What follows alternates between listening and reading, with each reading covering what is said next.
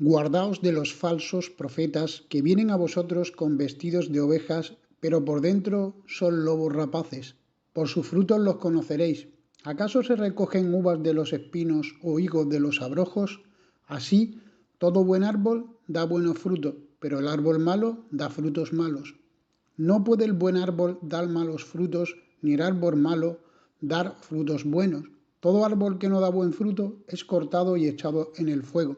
Así que por sus frutos los conoceréis. Evangelio de San Mateo, capítulo 7, versos del 15 al 20.